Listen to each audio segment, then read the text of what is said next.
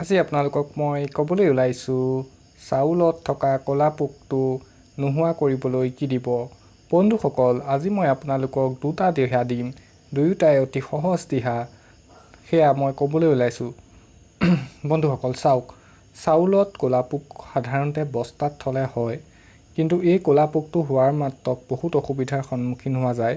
বিশেষকৈ চাউলখিনিৰ যিটো সোৱাদ নাইকিয়া হৈ যায় আৰু ভাত খাওঁতে এই পোকখিনি যদি ওলাই যায় তেতিয়াহ'লে বহুত অশান্তিৰ সৃষ্টি হয়। আচলতে এই পোকখিনি বহুত অসুবিধাৰ সৃষ্টি কৰে।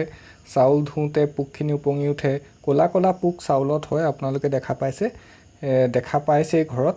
সেইকাৰণে মই আজি আপোনালোকক ক'ম যে এই পোকখিনি কেনেদৰে নাইকিয়া কৰিব। বন্ধুসকল, আজি দুই ধৰণৰ দিহা দিম, সেয়ে আহকচোন মই প্ৰথম দিহাটো দিবলৈ ওলাইছোঁ।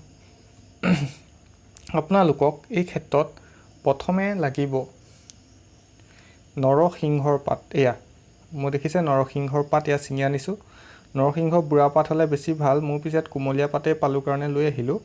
নৰসিংহৰ এনেকুৱা পাত লাগিব আৰু এই পাতখিনি আপুনি এখিলা এখিলাকৈ ছিঙি পেলাব। ছিঙি পেলাই মই ইয়াত দি দিছোঁ, এনেকৈ আপুনি চাউলত দি দিব।